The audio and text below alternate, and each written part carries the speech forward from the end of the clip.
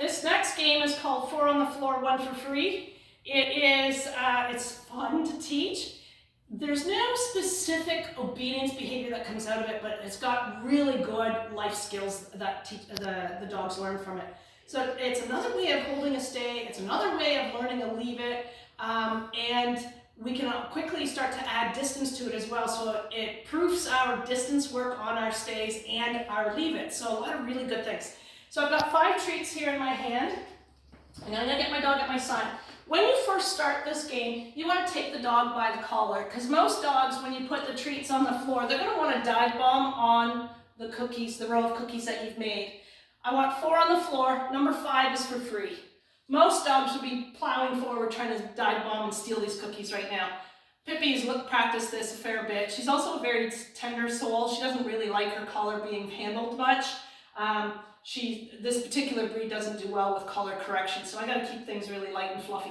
So what I'm going to do is, I've got the cookies there. She's allowed to look at them, but when she chooses to ignore them and makes eye contact, yes, I'm going to say my yes word and pick up a treat from the row and give it to her. Yes.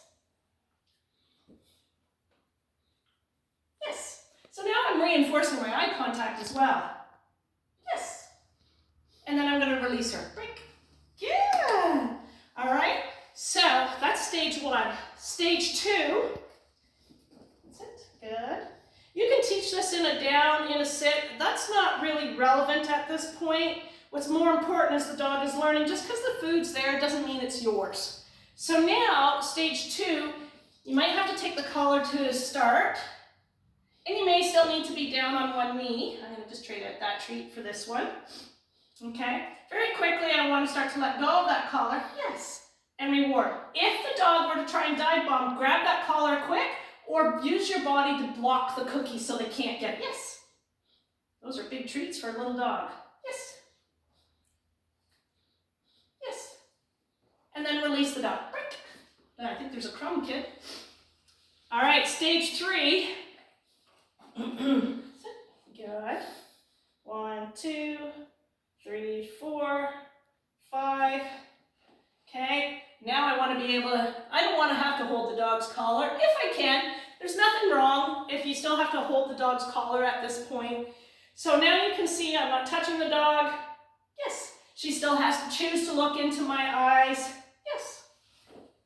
And ignore the cookies on the ground. Yes. As soon as she looks into my eyes, I mark it and I reward from the treats. Yes. Off the floor. Good. I'm going to fast forward this. So bit by bit, you see how I build the challenges. Where I'd like you to get with this, and this is what's going to be so fun, especially you guys with lots of time on your hands right now with self-isolation. It's a fun game to play. All right, I'm going to put my row of cookies. 1, 2, 3, 4. One's for free. I'm going to start to walk away. When the dog chooses to look into my eyes, I say yes.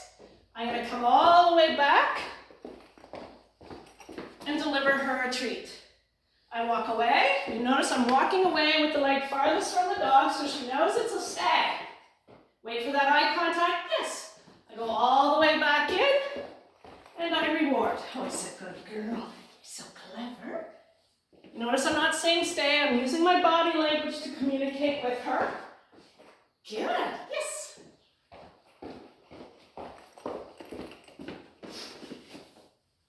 And so on. And that's a wrap.